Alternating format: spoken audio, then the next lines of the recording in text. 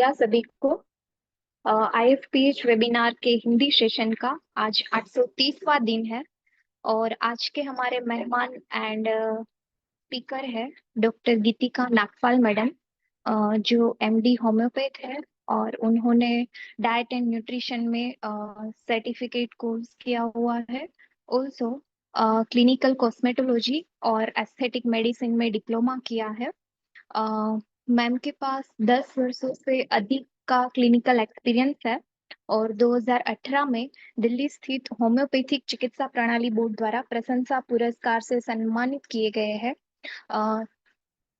Rajiv Gandhi cancer संस्थान एवं अनुसंधान अनुसंधान केंद्र में निवारक ओंकोलॉजी पर प्रशिक्षण कार्यक्रम सफलतापूर्वक पूरा किया है। अनेक क्षेत्र में योगदान के लिए 2023 में अखिल भारतीय होम्योपैथी अनुसंधान शिखर सम्मेलन में सम्मानित किया गया है।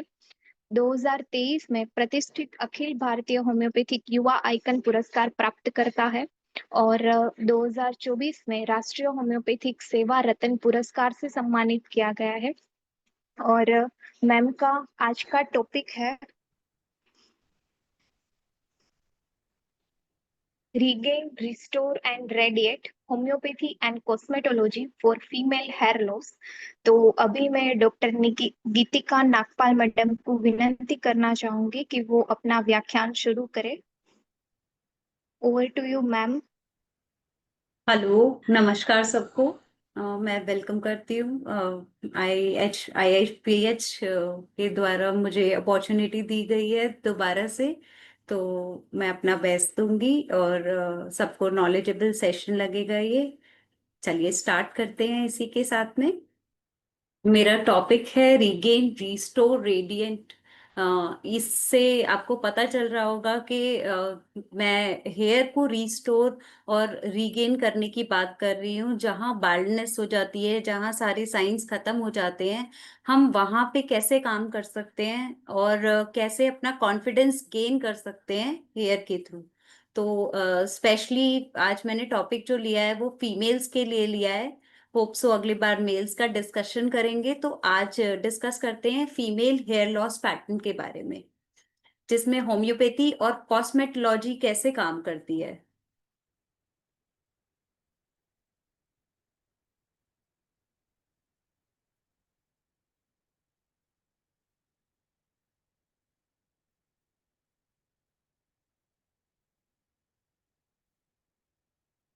तो बात करते हैं आज। Hair loss in females is more than just a cosmetic concern.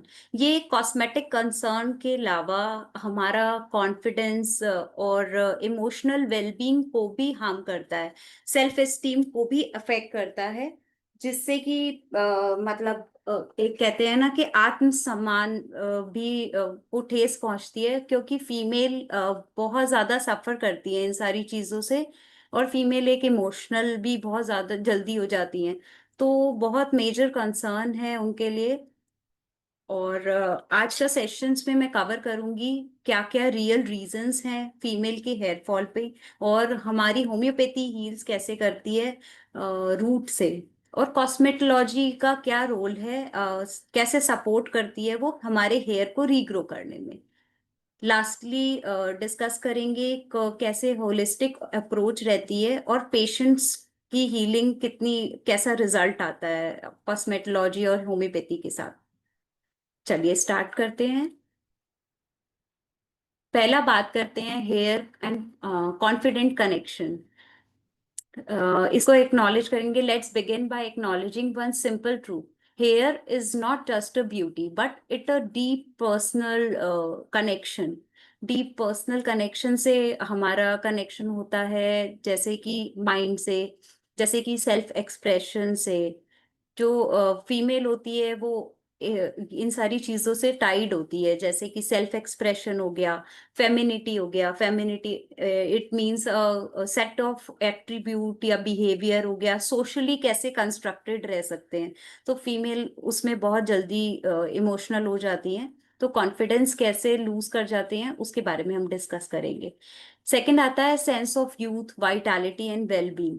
Females का कॉन्फिडेंस मैंने आपको बताया बहुत जल्दी लूज करती हैं, तो उतनी वाइटैलिटी भी नहीं रहती। मेंटल हेल्थ जब इफेक्ट करती है तो फिजिकली वैसे भी, जैसे रिंकल्स आना, बहुत जल्दी ग्रेइंग हो जाना, ये सब भी बहुत बड़ा मेजर कंसर्न रहता है फीमेल्स के लिए।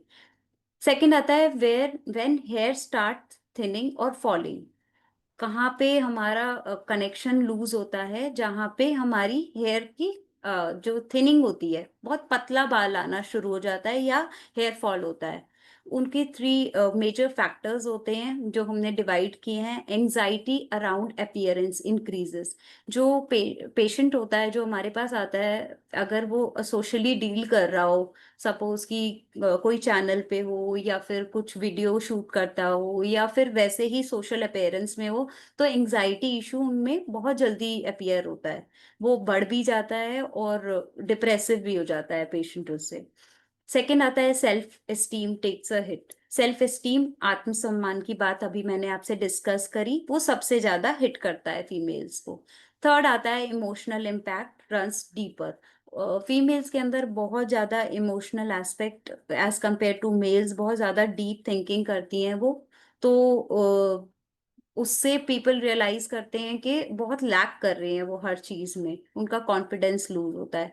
तो it's not just about the beauty, it is the deeply personal. Personal लेके ही पेशेंट परेशान होके आपसे डिस्कस करने आता है। क्यों? क्योंकि वो कॉन्फिडेंस गेन नहीं कर पाता। मेल्स तो फिर भी बैल्ड होते हैं तो भी उनका कॉन्फिडेंस थोड़ा बेटर ही होता है एज कंपेयर टू फीमेल्स, पर फीमेल्स तो हेयर के बिना नहीं रह सकती। Mails.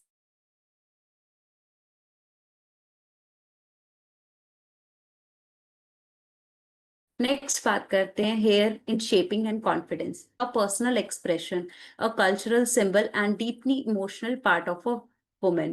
From childhood braids to elegant uptos, from the boldness of shortcut to the grace of long locks, hair tells a story. It shapes how women see themselves and how the world sees them. हमें बचपन से ही females को जैसे कि bread बनाने का शौक होता है, ब्रेड बनाने की आदत होती है, पेरेंट्स को भी बहुत अच्छा लगता है, एक एलिगेंसी बनी रहती है। या बोल्ड होने के बाद टीनेजर्स में भी रहता है कि हेयर की शेपिंग कैसी हो, बहुत ज्यादा कंसर्न रहते हैं, हेयर कलर कैसा हो, हेयर का टेक्सचर कैसा हो। तो ये सब इन्हीं से रिलेटेड है कि ये एक पर्सनल एक्सप्रेशन है जो कि कल्चर सिंबल को भी बहुत डीपली इमोशनल हिट करता है फीमेल्स में। For many women experience hair fall is more than a physical concern. सारी वुमेन्स के लिए यूजुअली हेयर फॉल एक फिजिकल कंसर्न से ज्यादा emotional struggle, confidence begins to fade, self images takes a hit. सबसे ज्यादा उनका कॉन्फिडेंस लूज होता है, सेल्फ इमेज, वो उनको अंदर से अंदरूनी जो उनकी पिक्चराइजेशन होती है वो खराब हो जाती है। सोशल सिचुएशंस को वो हैंडल नहीं कर पाते, अनकंफर्टेबल फील करते हैं। These silent effect of hair loss are often overlooked, dismissed और misunderstood. कभी कभी ये सारी चीजें मिसअंडरस्टूड भी हो जाती हैं, ओवरलुक भी हो जाती हैं और हेयर लॉस का साइलेंट इफेक्ट भी बन जाती है। In this powerful first session, we begin with the acknowledgement or simple truth. Hair loss is not just skin deep, it's a soul deep. तो ये अंतरात्मा वाली बात हो जाती है, तो इसीलिए इसे एक मेजर कंसर्न माना गया है। Our goal is to open up the conversation to move the past service surface level fixes and start addressing the root emotionally, hormonally और holistically. तो इसमें क्या होता है कि जो रूट कॉज हम कहते हैं, इनके थ्री फैक्टर्स रिलेट करते हैं फीमेल्स में, सबसे ज्यादा इमोशनली, हॉर्मोनली एंड होलिस्टिकली। मतलब considering all the past aspect of something comprehensive. ये सारे इंटरकनेक्टेड होते हैं, जो हम होम्योपैथी में भी देखते हैं और कॉस्मेटोलॉजी में भी इसका पावरफुल प्रॉमिस देते हैं कि ये रीगेन हो सकता है। This isn't about the vanity, it's about the vitality. Means ability to grow, develop. It's about the understanding that regaining your hair means the regaining part of yourself. अगर hair regain हो जाते हैं तो हम अंदरूनी भी अपने आप का जैसे कहते हैं रीगेन कॉन्फिडेंस गेन करते हैं। It's about the restoring confidence to look into the mirror and smile what you see. It's about radiating your inner beauty with strength, health and pride. Next बात करते हैं female hair loss a rising concern है but silent rise of visible problem है। Female hair loss is becoming a rising concern. ये धीरे धीरे बढ़ता जा रहा है आज के टाइम में। मतलब आप अप्रोक्सीमेटली पॉपुलेशन में मानेंगे तो 55 to 60% ऑफ द फीमेल्स में ये प्रॉब्लम आ रही है और भी राइज हो रही है, not according to the age but according to the diseases and all. Female hair loss is becoming a rising concern just because it's more common, but because it's often overlooked, misunderstood and poorly managed. Many women ignore early signs. सबसे बड़ी बात है female अपने लिए time नहीं देके तो early signs को इग्नोर कर देती है, रेस्ट ऑफ द सोशल चीजों को या फिर घर को मैनेज करने में लगे रहते हैं, तो अपने ऊपर ध्यान नहीं दे पाती। Thinking hair fall is normal, वो सोचते हैं कि हेयर फॉल एक नॉर्मल इशू है, बट जब बढ़ जाता है तब प्रॉब्लम आती है। Social pressure, beauty standard make it difficult to talk about openly. On the top of that, there is a flood of misleading products, myths that delay real solutions. एक तो आजकल जो प्रोडक्ट्स चलने लगे हैं केमिकल बेस्ड शैम्पू सब, वो सोचते हैं कि एक्सटर्नली हम ठीक कर सकते हैं using all these products, but उनको पता नहीं है कि केमिकल बेस्ड होता है टोटली। सो ये एक लैक ऑफ अवेयरनेस कह सकते हैं हम हमारी जनरेशन में कि वो रूट कॉज जानना ही नहीं चाहते हैं। This make female hair loss not just a beauty issue but a growing health, emotional and lifestyle concern that needs timely holistic attention. तो अगर हम इस चीज को इग्नोर करेंगे तो हमारी हेल्थ और हमारी लाइफस्टाइल की वजह से ये और ज्यादा बढ़ता जाएगा। सबसे ज्यादा मेजर कॉजेस जो हैं वो इंक्रीज हो रहे हैं आजकल टीनेजर्स में, प्रोफेशनल्स में या फिर न्यू मदर्स में। कॉजेस क्या क्या हैं इसके अभी डिस्कस कर लेते हैं। Hormonal imbalances like PCOS, as you know PCOS is the major concern in teenagers right nowadays, और थायराइड डिस्फंक्शन, ये आपको बच्चों में भी आजकल फीमेल चाइल्ड मेरे पास आते पेशेंट तो वो 4-5 years में भी उनको थायराइड डिस्फंक्शन हो रहा है आज के टाइम में। And early menopause, early menopause मतलब साइकिल बहुत जल्दी बंद हो जाती है, बहुत स्कैंटी हो जाता है, तो इसकी वजह से हमारे जो हार्मोनल्स हैं वो सारा डिस्टर्ब हो जाता है, जो कि कंसर्न बन रहा है हेयर इशू के लिए। This condition disturb the natural hair cycle.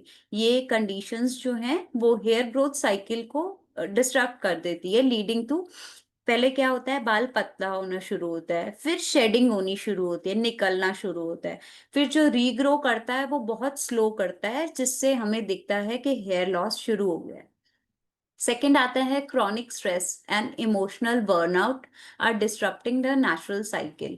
Chronic stress, जिनको बहुत ज्यादा जो इमोशनल होती हैं या स्ट्रेस फेज में रहते हैं या मैरिज के बाद कुछ ना कुछ इश्यूज चलते रहते हैं, तो या फिर बिजनेस में है या जॉब में है वहां पे कोई इशू चलता रहता है, मतलब स्ट्रेस जो इंक्रीज करता है कॉर्टिसोल यूजुअली, उससे हेयर नेचुरल हेयर ग्रोथ का साइकिल वो डिस्टर्ब हो जाता है। Stress increases cortisol, which pushes hair prematurely into shedding phase. Shedding phase is the telogen phase, वो मैं अभी आपसे डिस्कस करूंगी कितने फेजेस हैं हमारी हेयर के। तो ये शेडिंग फेज में चला जाता है। Modern diets are often deficient in iron, vitamin D, B12 and protein, all the essential for healthy hair. ये हमारी मॉडर्न डाइट में जो आप मान सकते हैं आयरन का डेफिशिएंसी रहना, विटामिन डी का डेफिशिएंसी रहना या B12 का कम हो जाना, या फिर फीमेल्स का यूजुअली रहता है प्रोटीन इनटेक बहुत कम करती हैं फीमेल्स, तो ये भी एक असेंशियल हेल्दी हेयर के लिए है, जो कि प्रॉपर कैलोरीज नहीं ले पाती हैं और अंडर नरिश्ड होती हैं एट द सेल्यूलर लेवल। ये भी एक मेजर कंसर्न है। Frequent use of hair styling, chemical treatment, tight hair styling weakens the hair structure. आजकल बहुत ज्यादा hair styling, chemical treatments, keratin treatments, protein treatment unnecessarily जो नाउअडेज चल रहा है, हेयर स्टाइल या फिर टाइट बैंडेजिंग कर लेते हैं हेयर का, तो उससे भी हमारा स्ट्रक्चर बहुत वीक हो जाता है. Next and last is the environmental factors such as the pollution, UV exposure, and hard water damage the scalp and the root. जो आजकल environmental factor, pollution तो सबसे ज्यादा यहाँ पे है, तो एक ये मेजर कंसर्न है ही. यूवी एक्सपोजर, अल्ट्रावायलेट रेज के थ्रू, या फिर हार्ड वाटर आता है कहीं ना कहीं, तो स्कैल्प को भी डैमेज करता है और रूट्स को भी डैमेज करता है. These external stressors dry out the scalp, increases inflammation, and weaken the hair falls. Hair follicles. External जो स्ट्रेस है वो ड्राई करता है, स्ट्रेसर्स है, ये ड्राई कर देते हैं हमारी स्कैल्प को और इन्फ्लेमेशन क्रिएट कर देते हैं, जिससे कि फॉलिकल हमारा बहुत वीक हो जाता है. आप समझते हैं हेयर की physiology. Knowing the basic to treat the root. सभी बेसिक का पहले पता होना चाहिए, तभी हम रूट कॉज को ट्रीट कर सकते हैं. Before we discuss hair loss, it is important to understand the how hair naturally grows, function, and fall, because healthy hair begins with the healthy cycle. When it becomes to treat hair loss, most of the rush towards external solutions like shampoos, serums, salon treatments, oils. जैसे कि मैंने आपसे discuss किया, hair loss जैसे ही होता है तो आजकल लोग रश करते हैं एक्सटर्नल सॉल्यूशंस पे, जैसे कि शैम्पू, सीरम यूज करना, सैलॉन ट्रीटमेंट लेना, या ऑयल्स यूज करना. But the truth is lasting result begin with the clear understanding of what's happening beneath the scalp. पहले हमें जानना जरूरी है कि हमारे स्कैल्प में प्रॉब्लम कहाँ हो रही है, तभी हम उसको रीग्रो कर पाएंगे. Without knowing the biological process behind the hair growth, we ending up the treating symptom, not the source. तो हम उसको रूट कॉज को नहीं पकड़ पा रहे हैं, तभी हेयर रीग्रो नहीं हो पाता है. तो पहले हमें हेयर ग्रोथ के लिए रूट कॉज को पकड़ना जरूरी है. Hair is a living structure that goes their natural cycle, well-regulated cycle, growth, rest, and shedding phase. These are the three phases of hair. पहले ग्रोथ होता है, फिर रेस्ट फेज में जाता है, एंड देन शेडिंग होता है. The cycle is controlled by the internal signals. जो ये साइकिल होता है इन तीनों को रिलेट करता है, ये कंट्रोल करता है by internal signals. For example hormonal, second is the nutritional, third is the emotional. ये थ्री फैक्टर्स इंटरनल सिग्नल के थ्रू काम करते हैं हमारी बॉडी में, जिससे पता चलता है कि हमारी हेयर की साइकिल कैसी चल रही है. If even one element is out of the balance, is disrupt the entire cycle. आप देख सकते हैं पिक्चर में कि कितना हेयर डैमेज हो जाता है अंडर द माइक्रोस्कोप. जो डैमेज हेयर है वो स्प्लिट एंड्स वाला दिखेगा, और हेल्दी हेयर बिल्कुल नॉर्मल दिखेगा, जिसमें कि शाइन होगी. इनमें से हार्मोनल, न्यूट्रिशनल और इमोशनल में से अगर एक भी एलिमेंट डिस्टर्ब होता है, तो पूरा साइकिल हमारा डिस्टर्ब हो जाता है. For example, if the growth phase shorten, अगर ग्रोथ फेज छोटा हो जाता है, तो हेयर डजंट ग्रो लॉन्ग और थिक. हमारे हेयर बड़े नहीं हो पाएंगे, ग्रो नहीं कर पाएंगे, और थिकनेस नहीं रहेगी उसमें. और अगर रेस्टिंग फेज डिस्टर्ब हो जाता है, तो hair takes longer time to regrow. तो हेयर को बहुत टाइम लगता है रीग्रो करने में. If too many strands enter the shedding phase early, visible hair fall increases rapidly. Third आता है कि स्ट्रैंड्स बहुत ज्यादा निकल रहे होंगे, तो इट मीन्स वो शेडिंग फेज में बहुत जल्दी जा रहा है, तो हमारे को हेयर फॉल बहुत इंक्रीज हुआ हुआ दिखता है, और बहुत रैपिड हो जाता है, बहुत फास्ट हो जाता है shedding phase. This is why understanding hair physiology is the key, because the real problem may not be the breakage or dry ends, but an internal shift in the hair cycle. The goal of any treatment, especially in homeopathy and cosmetology, should be to bring this cycle back into balance. जो हमारा treatment का गोल है वो इस cycle को balancing करने में help करता है. Homeopathy as well as cosmetology also. That's one possible. That's only the possible when we grow deeper than the surface level, the treatments results. By learning how hair naturally function, you are not just gaining information, you are building the foundation for personalized, effective and long lasting care. तो इससे आप ये नहीं ये सारी चीजें सीखते हैं कि हम नेचुरली हेयर को कैसे गेन कर सकते हैं और इसको इफेक्टिव और लॉन्ग लास्टिंग कैसे बना सकते हैं। चलिए बात करते हैं बायोलॉजिकल साइकिल की। ये आप देख सकते हैं फोटो में हमारे हेयर के जो स्टेजेस हैं वो 4 स्टेजेस में हमारा हेयर ग्रो होता है। First is the anagen phase, second is the catagen phase, third is the telogen and fourth is the exogen. Hair growth is a dynamic and carefully regulated biological process. Each strand on your scalp doesn't just grow endlessly, it follows a cyclical pattern made up of 4 distinct. Anagon is the growth phase, catagon is the transition phase, telogen जो होता है वो rest phase होता है, exogen जो होता है वो shedding phase होता है. At any given time, different hairs are in different stages of the cycle, which is why we don't lose all the hair. तभी हम एक साथ सारे हेयर लूज नहीं करते हैं, क्योंकि हर हेयर एक डिफरेंट स्टेज ऑफ साइकिल में होता है. However, when this natural cycle disrupted, जहां ये natural cycle disrupt होती है due to internal imbalances or external damage or the poor scalp health, the result is excessive hair fall, reduced regrowth और visible. जहां भी ये तीनों इंटरनल इम्बैलेंसेस खराब करते, डिस्टर्ब होते हैं, इसका रिजल्ट होता है हेयर फॉल या फिर हेयर रीग्रो, रिड्यूस हो जाना या फिर हेयर थिनिंग हो जाना. Understanding these phases isn't just a matter of theory. It is essential to diagnose the cause of hair loss accurately and planning effective treatment, whether through homeopathy, nutritional correction, or supportive cosmetic therapy. The foundation of hair regrows lies in restoring the natural rhythm of cycle. तो हमारा diagnose करने का जो purpose होता है accurately, वो यही होता है कि हम अपने हेयर को रीग्रो कैसे कर पाए, नेचुरली हमारी साइकिल वापस कैसे काम कर पाए, इधर बाय होम्योपैथी और बाय द न्यूट्रिशनल करेक्शन, जो भी न्यूट्रिशनल डेफिशिएंसी हो, और कॉस्मेटिक जो भी थेरेपी हम दे सकते हैं.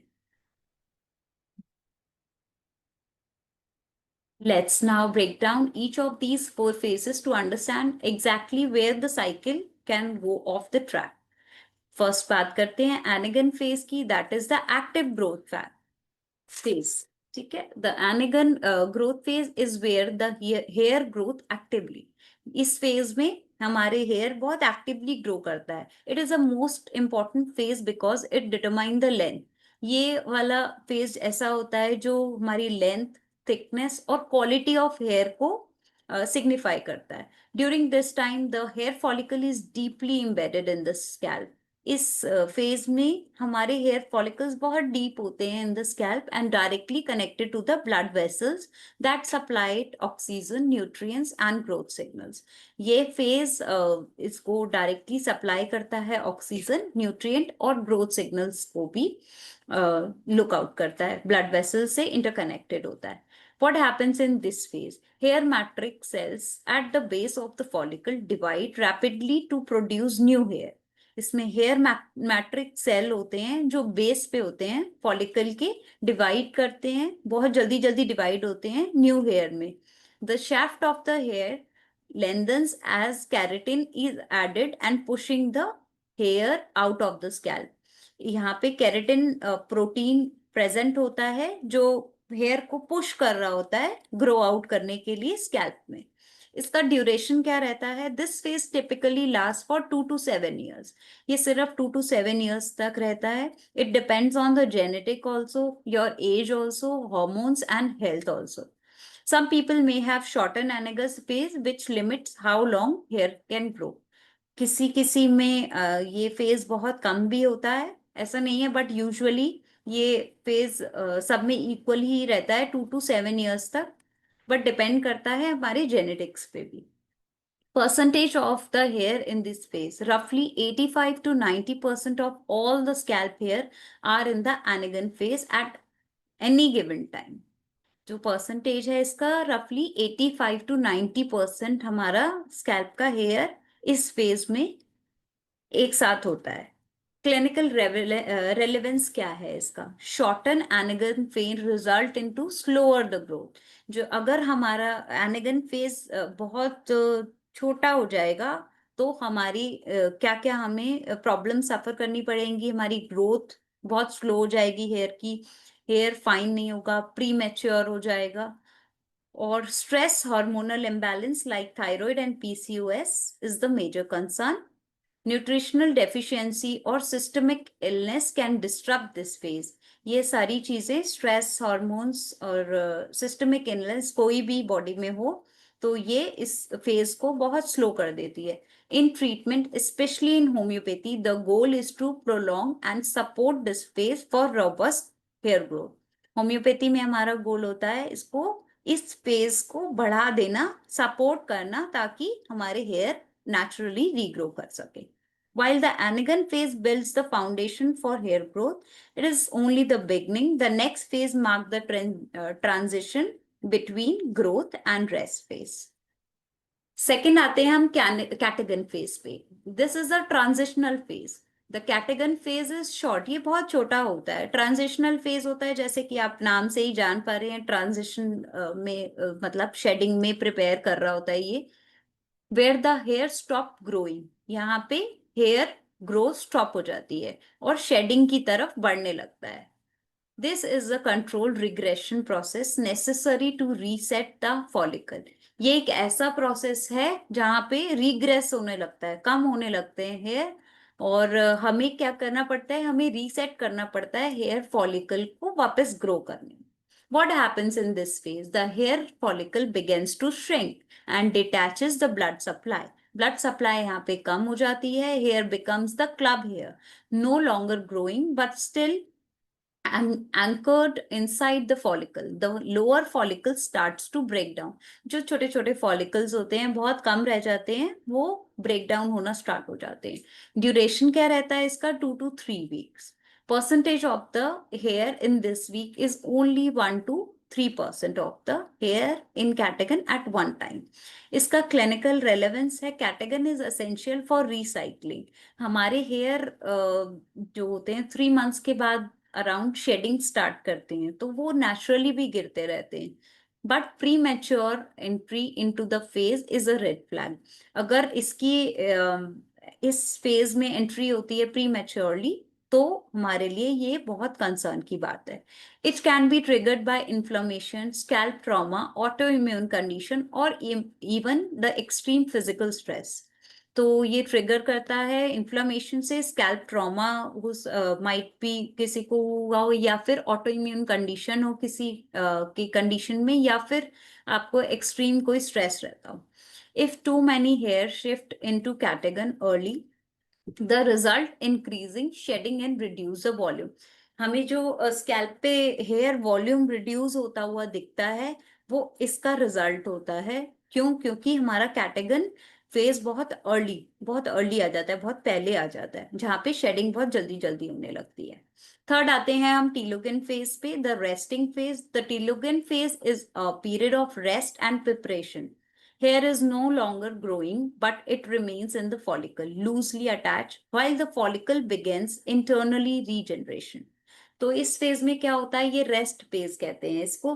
हेयर इसमें ग्रो नहीं करता, but remains in the follicle, ये फॉलिकल के अंदर ही रहता है, पर अटैच बहुत लूजली हो जाता है। क्यों? क्योंकि वो झड़ेगा तो ही न्यू हेयर आना शुरू होगा। तो ऐसे हमारा पैटर्न चलता है। What happens in this phase? The follicle is dormant. It doesn't produce new hair.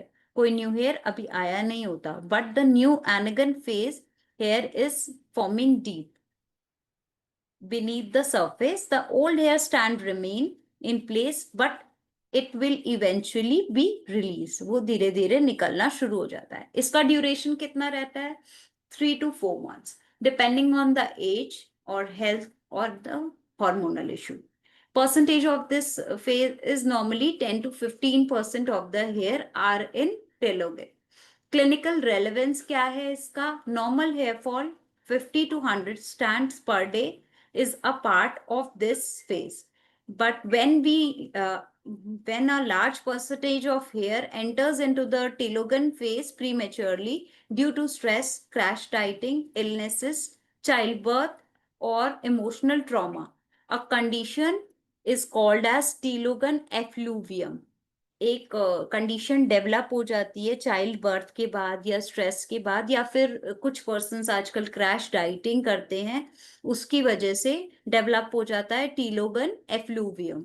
This leads to diffuse shedding and sudden shedding and emotional distress. तो यहाँ पे इमोशनल डिस्ट्रेस और ये सारी मेजर कंसर्न है टीलोजन फेज के. In such cases correction internally होती है और हम स्कैल्प को बहुत काम करते हैं. ये सबसे अच्छा एक की प्रोडक्ट की तरह काम करता है. नेक्स्ट हमारा लास्ट शेडिंग फेज है, that is the exogen phase. Exogen is a relatively newer classification. It is considered an extension of the telogen phase, but it is now recognized as a separate and active stage of shedding. पहले ये हमारे टीलोगन phase में ही था include, but अब इसको अलग कर दिया गया है और सेपरेट बना दिया गया है because of the differentiation in few points. What happened in this phase? The hair stand is physically released from the scalp. This can occur naturally or be triggered by brushing, washing, friction simultaneously. A new strand begin pushing upward from the base of the follicle. आप देख सकते हैं, मैं थोड़ा सा zoom कर देती हूँ आपके लिए. ये देखिए, ये ह्यूमन हेयर ग्रोथ का साइकिल है. ये देखिए, एक सेकेंड, ये देखिए, इज इट विजिबल? ये एनिगन फेज है. ये देखिए, पूरा प्रॉपर हेयर के अंदर से जो लेयर्स आ रही हैं, ये ऐसे ऐसे एपिडर्मिस होता है, आउटर रूट होता है, इनर रूट होता है, कनेक्टिव शीथ होती है. सिबेशियस ग्लैंड हमारे हेयर में प्रेजेंट होता है, जैसे कि स्वेटिंग से भी शेडिंग स्टार्ट हो जाती है. ये next is the catagen phase and third is the telogen, जहाँ पे हेयर क्लबिंग होती है, सेकेंडरी जर्म प्रेजेंट होता है, देन एनिगन का दोबारा ऑनसेट होना स्टार्ट होता है. यहाँ पे एनिगन फेज दोबारा स्टार्ट हो जाता है एक्सोजन के साथ कंबाइंड होके. इसका ड्यूरेशन क्या रहता है? It last up to 2 to 5 months, overlapping with the late telogen and early anagen stages. ये फेज रहता है 2 to 5 months, लेट टीलोजन और अर्ली एनागन स्टेज. इसकी दोबारा से हमारी जो हेयर साइकिल शुरू होती है यहीं से शुरू हो जाती है, एनागन स्टेज हमारी न्यू आने लगती है. Percentage of this phase is approximately 1 to 5% of the scalp are in the oxygen phase at a given time, depending on the season, stress levels, and overall scalp health. It depends करता है आपके season पे या फिर stress levels पे और overall scalp health पे. इसका क्लिनिकल रेलेवेंस क्या है? Exogen is normal, but if the next anagen phase is weak और एब्सेंट, अगर हमारा एक्सोजन जो होता है ये नॉर्मल फेज में आया, बट नेक्स्ट जो एनिगन फेज आ रहा है वो बहुत वीक और एब्सेंट हो जाता है, तो फॉलिकल रिमेन्स एम्प्टी, तो हमारा हेयर हमें विजिबल नहीं हो पाता है. हेयर थिनिंग हो जाती है, वहां पे हमें बॉल्ड स्पॉट्स मिलने लगते हैं, बॉल्ड पैचेस बने होते हैं. जो ये इस फेज में आता है, उसके बाद हमारा न्यू एनिगन फेज आ नहीं पाता, प्रॉपर बन नहीं पाता. इसमें treatments in homeopathy, nutritional, scalp therapies aim is to ensure that new hair is ready and strong. इसमें हमें पता चलता है, हम हेयर एनालाइजर से पता लगा सकते हैं कि बाल्ड पैच के अंदर यहाँ पे एनिगन फेज स्टार्ट होगा नहीं होगा, फॉलिकल जनरेट हो पाएगा या नहीं हो पाएगा. Why the cycle matters? अब ये साइकिल मैटर क्यों करती है हमारे लिए? Hair loss is not just about the falling, it's about the what is not regrowing properly. यहाँ पे क्यों रीग्रो नहीं कर पा रहा हमारा हेयर, ये मैटर करता है. when the balance between these four phases is lost either by internal or by external disruption, the result is shorter growth cycles, early shedding, weak regrow और empty follicles. ये सारा हमारा रिजल्ट रहता है अगर हमारा साइकिल जो होता है इम्प्रॉपर वर्क करे. To truly restore hair health, Treatment must focus on rebalancing the entire cycle, not just stopping hair, but reigniting growth. हमें इसका ग्रोथ कैसे प्रॉपर करना है, तो हमें इस पे ध्यान देना पड़ता है, कैसे बैलेंस हो सकता है। अब बात करते हैं types of female hair loss के बारे में। फीमेल्स के हेयर लॉस का टाइप क्या है? Identifying pattern, causes and characteristic. Hair loss in women is a complex condition that often goes undetected or misdiagnosed until it becomes visibly distressing. Female तब तक नहीं ध्यान देती है जब तक वो बहुत ज्यादा विजिबल ना हो जाए, बहुत डिस्ट्रेसिंग फीलिंग ना आ जाए। Unlike men who tend to experience clear cut balance pattern, female hair loss कैसा होता है? बहुत डिफ्यूज होता है, धीरे धीरे होता है, क्रॉनिकली होता है, इमोशनली इम्पैक्ट कर रहा होता है, जैसे कि हमने पहले भी डिस्कस किया। ऑफन विदाउट कंप्लीट बैल पैच, उनका जो पैटर्न होता है वो मेल से बिल्कुल डिफरेंट होता है। कंप्लीट बैल पैचेस आपको एकदम से नहीं विजिबल होंगे, बट रिसीडिंग हेयर लाइन जो होती है वो उनकी डिक्रीज होनी शुरू हो जाती है, वैसे आपको विजिबल होगा। It is essential to classify and understand the different type of hair loss to determine appropriate treatment strategies, especially in integrative approaches like homeopathy and cosmetology. Each type involve different mechanism, from hair hormonal imbalance to autoimmunity to nutritional deficiency. चलिए बात करते हैं अब first androgenetic alopecia. ये सबसे ज्यादा major factor है, एक फर्स्ट टाइप है हमारा, जो बहुत कॉमन है, क्रॉनिक हेयर लॉस में फीमेल्स में मिलता है। कॉज क्या है इसका? जेनेटिक सेंसिटिविटी टू एंड्रोजन, जैसे कि मेल हार्मोन लाइक डाइहाइड्रोजो टेस्टोस्टेरोन, हमारा एक लेवल होता है हार्मोन का जो कि वैल्यूज डिस्टर्ब हो जाती हैं, जिसकी वजह से एंड्रोजेनेटिक एलोपेशिया से सफर कर रहा होता है वो patient. Leads to progressive thinning, कहाँ क्या मिलेगा आपको पेशेंट के अंदर देखने को? प्रोग्रेसिव थिनिंग मिलेगी, बहुत ज्यादा बाल पतला मिलेगा ऑन द क्राउन एरिया, जैसे कि आप फोटो में देख सकते हैं। एंड्रोजेनेटिक एलोपेशिया कहाँ? क्राउन एरिया पे आपको फ्रंटल हेयर लाइन जो है वो आपको थिनिंग मिलेगी। Hair line is usually preserve but density reduces over time. हम इसको प्रिजर्व भी कर सकते हैं, बट जो डेंसिटी होती है, हेयर जो डेंस होता है अंदर से, वो धीरे धीरे धीरे धीरे रिड्यूस हो जाती है। इसके की साइंस क्या है? Widening the part of line, suppose आपका हेयर लाइन यहाँ से बढ़ता जा रहा हो और वॉल्यूम बहुत ज्यादा रिड्यूस हो जाता है। Homeopathy focuses on regulating the endocrine system. Homeopathy क्या किस पे फोकस करती है? अगर आपको ऐसा रिजल्ट दिखेगा तो सबसे पहले रेगुलेट करेगी वो आपका endocrine system, especially androgen excess और इम्बैलेंस। जो एंड्रोजन हमारा हार्मोन है उसका अगर एक्सेसिव प्रॉब्लम है या फिर इम्बैलेंस क्रिएट कर रहा है, तो होम्योपैथी उसको रेगुलेट करने में हेल्प करेगी। कुछ ऐसे कॉन्स्टिट्यूशनल मेडिसिन होती हैं जो मैंने फाइंड करी हैं, हार्मोनल पैटर्न डिस्टर्ब होता है जहाँ पे। Remedies like sepia, thuja, sabal serrulata and fluoric acid are used on the patient constitution and hormonal pattern. Helps in preventing follicle miniaturisation. क्या करती है ये? फॉलिकल की मिनिएचराइजेशन को इम्प्रूव कर, मिनिएचराइजेशन कंसिडर करेंगे, जैसे ग्रेजुअली श्रिंक होना, leading to production of hair जो थिनिंग हो जाती है, शॉर्टर हो जाते हैं, या लेस पिगमेंटेड हेयर आपको मिल रहे हैं, that is called the miniaturisation. क्या करती है नेक्स्ट? इम्प्रूव करती है स्कैल्प के ब्लड फ्लो को, प्रॉपर ऑक्सीजन लेवल जो नहीं मिल रहे होते उसमें इम्प्रूव करती है।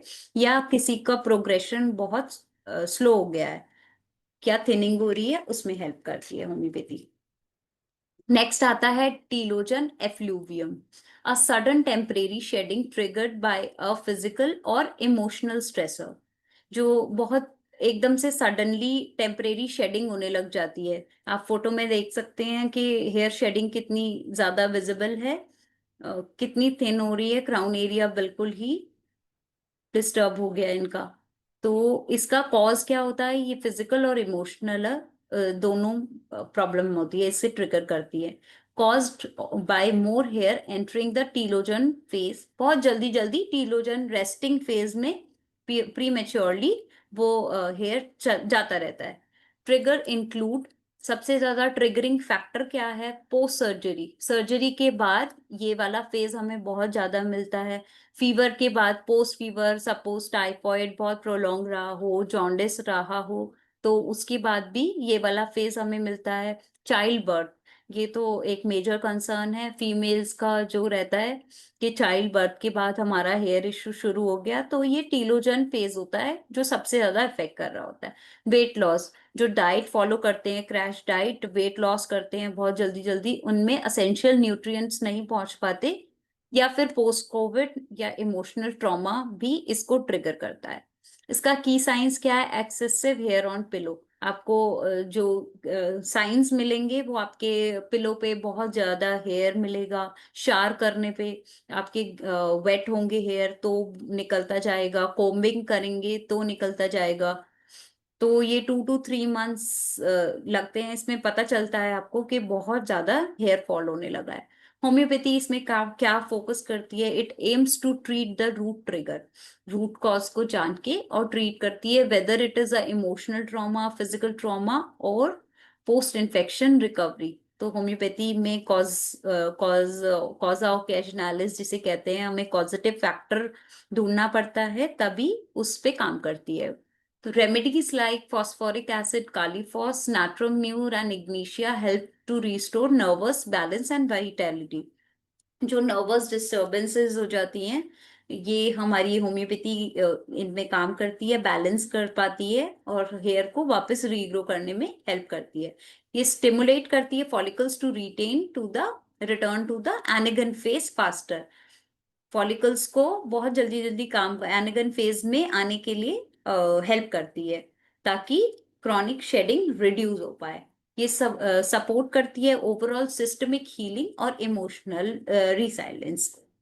थर्ड आते हैं एलोपेशिया एरियाटा के बारे में। ये बहुत कॉमन है, ऑटो इम्यून डिसऑर्डर है where the body attacks it own hair follicle, जहाँ पे बॉडी अटैक करती है अपने ही हेयर फॉलिकल को, और ऑटो इम्यून कंडीशंस में ये ज्यादा मिलता है, या फिर थेरेपीज के बाद, सपोज कैंसर ट्रीटमेंट में हम कीमोथेरेपीज देते हैं तो हेयर शेडिंग यहाँ पे बहुत जल्दी मिलती है। causes the patchy bald spot on the scalp और elsewhere।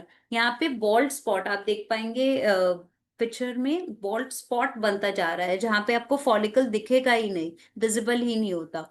तो ये प्रोग्रेस कर जाता है कभी कभी एलोपेशिया टोटालिस और alopecia यूनिवर्सालिस।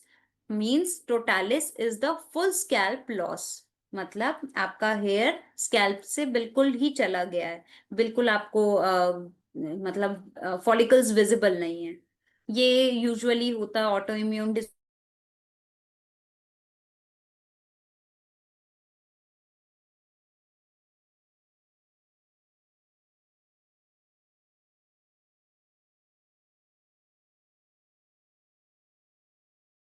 Broz, eyelashes, pubic hair, facial hair, everything. तो एलोपेशिया एरियाटा ये कन्वर्ट हो जाता है टोटालिस में और यूनिवर्सालिस में। यूनिवर्सालिस का यूजुअली कॉज जेनेटिक होता है, इन्फेक्शन होता है, या फिर सर्टेन थेरेपीज ली हो या कोई मेडिकेशंस के अंडर गया हो पेशेंट, तो इसमें ये मिलता है। आप एलोपेशिया एरियाटा के की साइंस क्या है? सडन राउंड और ओवल बैड स्पॉट मिलेगा, जैसे कि मैंने आपसे डिस्कस किया। यहाँ पे रेडनेस और स्केलिंग नहीं मिलता है, कोई डैंड्रफ इशू नहीं रहता है, सीधा बॉल्ड स्पॉट्स मिलने लगते हैं। होम्योपैथी कहाँ फोकस करती है? It focus on the immune modulation rather than separation. ये आपका इम्यून सिस्टम आपकी बूस्टिंग में हेल्प करती है होम्योपैथी, ना कि सप्रेशन में, ना कि मिनॉक्सिडिल यूज करते हैं आजकल बहुत से पेशेंट्स के हेयर रीग्रो हो जाता है, बट जैसे ही वो छोड़ते हैं वापस से बैल्ड पैचेस रीअकर हो जाते हैं। तो एलोपैथी में यही ट्रीटमेंट है मिनॉक्सिडिल यूज करने का। Remedies like calcarea carb, syphilinum, arsenic album, bacillinum, fluoric acid and these are used with the miasmatic background and the totality of symptoms। क्या करती है होम्योपैथी? एनकरेज करती है हेयर फॉलिकल रिकवरी में, hair follicle को recover करने में help करती है, रिड्यूस करती है ऑटो इम्यून एक्टिविटी को और प्रिवेंट करती है ताकि हमारे और बैल्ट पैच ना बने।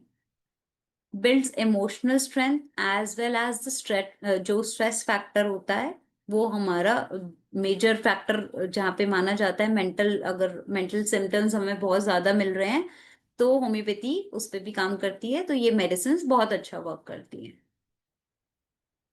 नेक्स्ट आता है ट्रैक्शन एलोपेशिया पे। ट्रैक्शन एलोपेशिया क्या होता है? Hair loss caused by continuously pulling और टाइट हेयरिंग। जो आजकल हेयर स्टाइलिंग करते हैं या पोनीटेल्स, हाई पोनीटेल्स बनाते हैं, बहुत टाइट हेयर अपना टाई करते हैं हेयर स्टाइल्स बना के, तो उसमें ये ट्रैक्शन एलोपेशिया मिलता है। आप फोटो में देख सकते हैं जहाँ पे रिसेशन आ रहा है हेयर लाइन का, और कांस्टेंट टेंशन बना हुआ है टाइटनिंग की वजह से। ये कॉमन होता है those who are frequent styling, weaves और केमिकल स्ट्रेटनिंग, जो बहुत ज्यादा प्रेसिंग एंड ऑल करते हैं, केमिकल कुछ भी यूज करवाते हैं अपने हेयर में स्ट्रेटनिंग के लिए, बाल को सीधा कराने के लिए, उसमें सबसे ज्यादा मिलता है। Hair line, temples and above ear are usually most affected. ये कौन कौन से रीजन्स दिखते हैं इसमें? हेयर लाइन, टेम्पल्स दिखते हैं और अबव द ईयर, आप फोटो में देख सकते हैं, ये इफेक्ट करता है। की साइंस क्या है इसका? Broken hair, thinning near edges, scalp sensitivity भी हो जाती है, आप टच करेंगे तो पेशेंट के स्कैल्प में सोरनेस भी मिलेगा आपको। होम्योपैथी कैसे फोकस करती है, ये क्या करती है? Helps in repairing the damage follicles, Kameng the localise inflammation. ये फॉलिकल डैमेज जो होते हैं वो रीग्रो करने में हेल्प करती है, और जहां लोकलाइज इन्फ्लेमेशन हो जाती है टाइटनिंग की वजह से, बैंडेजिंग मतलब जो भी पोनीटेल्स बनाते हैं, रबर बैंड या क्लचर यूज करते हैं, उसकी वजह से इन्फ्लेमेशन हो जाती है, तो उसको काम करने में भी हेल्प करती है। Remedies like silicea, calendula topical, arnica and mezereum aid tissue regeneration में भी हेल्प करती है। ये इंप्रूव करती है स्कैल्प की सर्कुलेशन को एंड फॉलिकल की नरिशमेंट को भी। Also works on the underlining compulsion, anxiety based styling and habits. Next आते हैं साइकैट्रिशियल एलोपेशिया पे। रेयर, ये बहुत रेयर होता है बट सीवियर होता है बहुत, where the inflammation destroys the hair follicle permanently.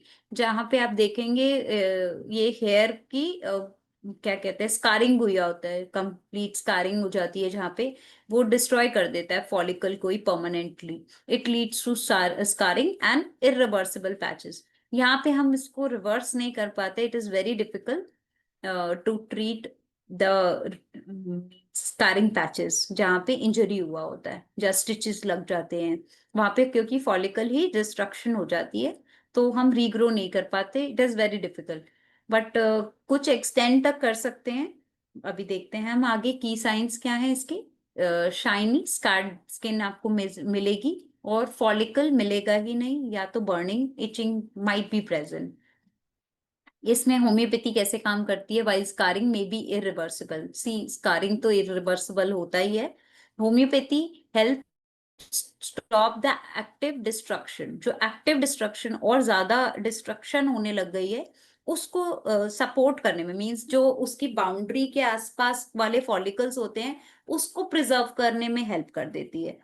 तो ये पूरा अंदर से तो जो डेड हो चुका है वो तो वापस नहीं हो पाता, तो जो आसपास के हेयर होते हैं उसको हेल्प कर देती है ग्रो करने में, और प्रिवेंट करती है फर्दर डैमेज से। Remedies like graphites, psorinum, phosphorus और nitric acid address inflammation and prevent the further spread.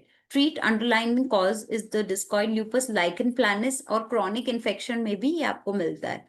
It aims to stabilize the condition and relieve the symptom. अगर itching या burning होती है तो भी, जैसे स्कैल्प में आपको कोई भी सेंसेशन हो रही है, तो उसके सिम्टम्स को रिलीव करने के लिए होम्योपैथी अच्छा काम करती है।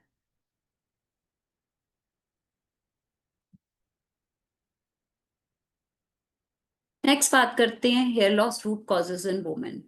तो ट्रिगरिंग फैक्टर्स क्या क्या हैं? Hormonal imbalance, estrogen, androgen, thyroid है। ये स्ट्राडन जो ड्रॉपिंग होती है, फ्लक्चुएशन करता है, जैसे ईस्ट्रोजन प्रोजेस्टेरॉन को डिस्टर्ब कर रहा है, as seen in postpartum.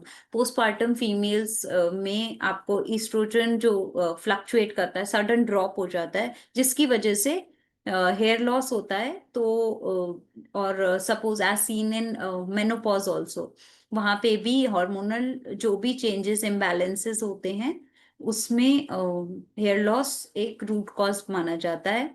It can lead to telogen effluvium या फिर एंड्रोजेनेटिक एलोपेशिया। ये एक टर्न हो जाता है टीलोजन एफ्लूवियम में या एंड्रोजेनेटिक एलोपेशिया में। थायराइड डिसफंक्शन में भी ये प्रेजेंट होता है। बोथ हाइपो एंड हाइपर में हेयर लॉस आपको मिलेगा। ये फॉलिकल की साइकिल को डिस्टर्ब कर देता है, जिसकी वजह से आपको क्या मिलेगा, ब्रिटलनेस मिलेगी, कोई शाइन नहीं मिलेगी हेयर में, और हेयर थिनिंग मिलेगी, बहुत पतला बाल होता जाएगा। किस लिए होता है? एंड्रोजन एक्सेस इन पीसीओएस।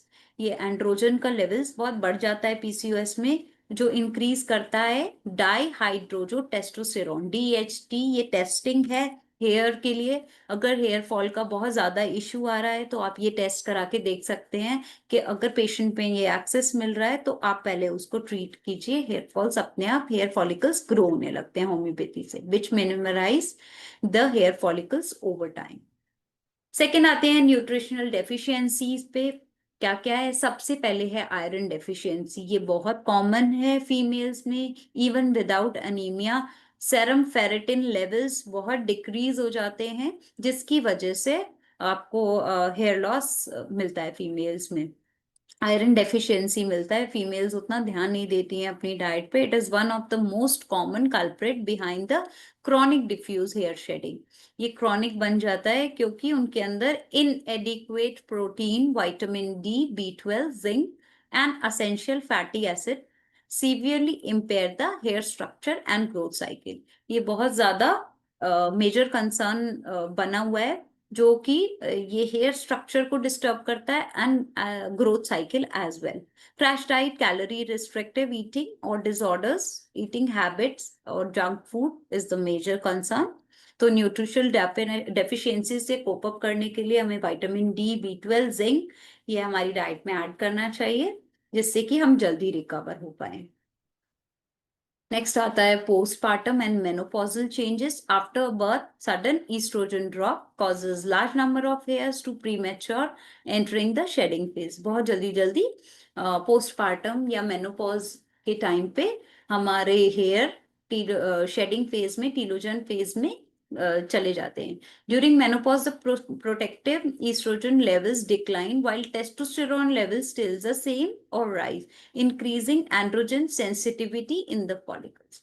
कहाँ क्या मिलता है? इंक्रीज हुआ हुआ मिलता है androgen sensitivity in the follicles. Next आता है stress and psychological trauma, physical और इमोशनल। जस्ट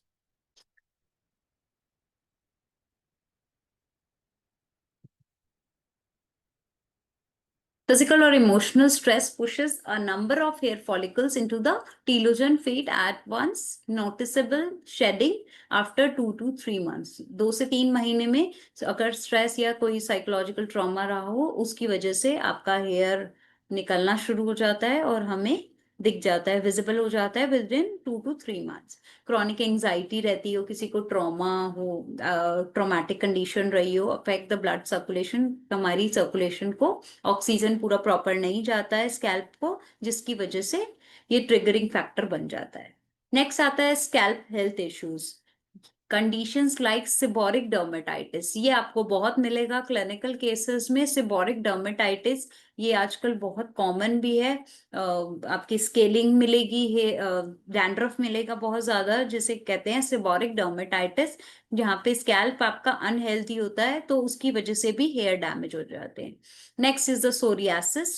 स्कैल्प सोरियासिस भी बहुत कॉमन है।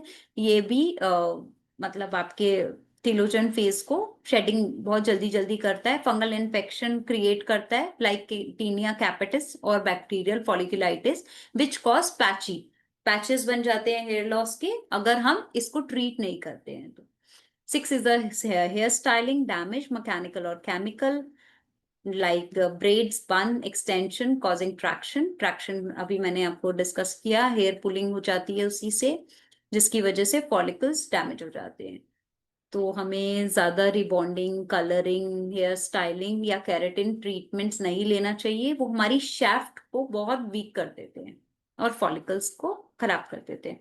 Medications and medical treatment, chemotherapies, drugs, blood pressure medicine, antidepressant, even the contraceptive pills can interfere the hair growth cycles. Radiation therapy or surgery near the scalp can disrupt the follicle function temporarily or permanently. So medication, those patients who are under medications, all the medical treatments, chemotherapy, drugs, blood pressure की medicine खा रहे हैं, anti depressant ले रहे हैं, या किसी ने कॉन्ट्रासेप्टिव पिल्स लिया हो, तो उससे भी हेयर ग्रोथ साइकिल डिस्टर्ब हो जाती है।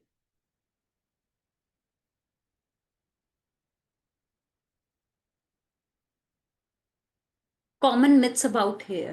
Breaking the cycle of the misinformation. Hair is the one of the most visible and emotional aspect. Advice, suggestions, and quick fixes that often do not harm the good. While some traditional tips hold a wisdom, many beliefs passed on over time, outdated, unscientific, simply untrue. These myths only create the confusion. First is the cutting of hair frequently makes it grow faster. This is the myth. And the fact is the hair grow from the scalp, not the ends. Hair हमेशा scalp से grow करता है, end से grow नहीं करता। अगर cutting कराते भी हैं तो that doesn't matter. Trimming damages and can prevent the breakage. अगर हम trim कराते हैं तो हमारे hair को break करने में break से गीतिका जी, prevent। गीता हाँ जी, हम लोग के पास में केवल 3 मिनट बचा हाँ है। जी। अच्छा, ओके, ठीक है, मैं फटाफट से फिनिश कर देती हूँ। ऑयलिंग करना एवरीडे एक मिथ है। तो और hair loss only happens to men, ऐसा नहीं होता, फीमेल्स में भी होता है।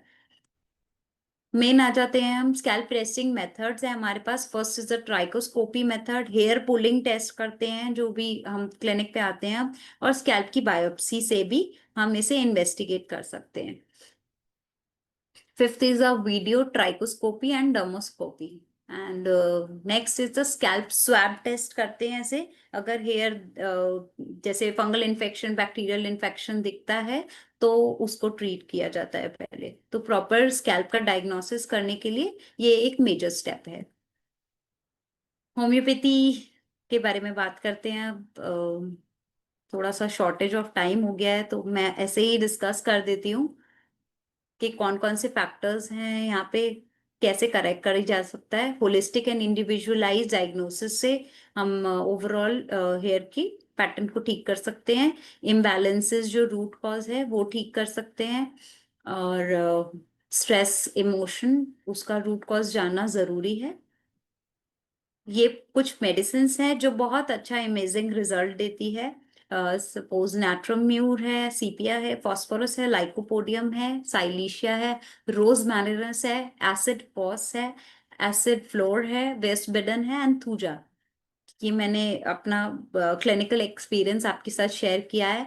और जो हम थेरेपी करते हैं, कॉस्मेटोलॉजी करते हैं, उसमें हमने बहुत ही अच्छा ये आप नोट भी कर सकते हैं, ये हमने हेयर एक ऑयल बनाया है जो हम सीरम की तरह यूज करते हैं। जैसे कि आप डर्मैट के पास जाएं, वो मिनॉक्सिडिल यूज करते हैं, बट हम अपना हेयर सीरम बना के यूज करते हैं जिससे हमें रिजल्ट्स मिले। फर्दर ये केस है हमारे, आप देख सकते हैं। ये एनालाइज कर रहे हैं फर्स्ट वाले में, और सेकंड वाले में ये पीआरपी के सेशन है। ये फीमेल सफर कर रही थी टीलोजन एफ्लूवियम से। इनका रूट्स पूरा देखिए, ट्रैक्शन वाली चीज भी हो रही है और इनका गीतिका एंड्रोजेनेटिक जी, वाला समय भी इशू। खत्म हो गया, हाँ जी, हमको खत्म करना पड़ेगा, है ना? ठीक है सर, ठीक है। कंक्लूड कर दीजिए। बस, हाँ जी, हाँ जी, एक सेकेंड, बस कंक्लूड कर दे रही हूँ। ये बस लास्ट ये स्लाइड है। ब्लड टेस्ट है जो कि हमें इवैल्यूएशन में हेल्प करते हैं। That is the CBC, serum ferritin, thyroid profile, D. Doctor रुक चुका है। लिसनिंग।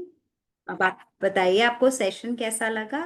बहुत बढ़िया है सेशन। तो समय की कमी है, हम लोग कुछ और कमेंट्स नहीं कर सकेंगे। जी जी रुचा जी, जी, बिल्कुल रुचा ठीक जी, है। आप हम लोग कंक्लूड करेंगे। आप पीपीटी हटा हाँ लीजिए जी, गीतिका जी, पीपीटी हटा एक लीजिए। सेकेंड, एक सेकेंड, हाँ जी, हाँ जी। Thank you, thank you. मैं डॉक्टर रुचा इस वेबिनार की मॉडरेटर के रूप में आप सभी का दिल से आभार व्यक्त करती हूँ और डॉक्टर गीतिका जी मैम को बहुत बहुत धन्यवाद जो कि हेयर लॉस के कारण, प्रकार और समाधान का इतने सरल शब्दों में व्याख्यान किया गया है। और थैंक यू आज सो के इस मच। वेबिनार का समापन करते हुए हम सभी का धन्यवाद फिर से करती हूँ। आप सभी स्वस्थ रहे, सुरक्षित रहे और सीखते रहे। और अभी टाइम हो गया है तो मैं इंग्लिश वेबिनार सेशन के मॉडरेटर को विनंती करूंगी कि वो टेक ओवर करे। Thank you everyone. Doctor madam Dhanesh को आप होस्ट बना दीजिए। डॉक्टर रुचा जी, डॉक्टर धनेश को होस्ट जी बना दीजिए, आप अभी होस्ट हैं। रुचा जी, डॉक्टर रुचा, हाँ ठीक है, थैंक डन यू। सर। हाँ हो गया, जी सर। Thank you.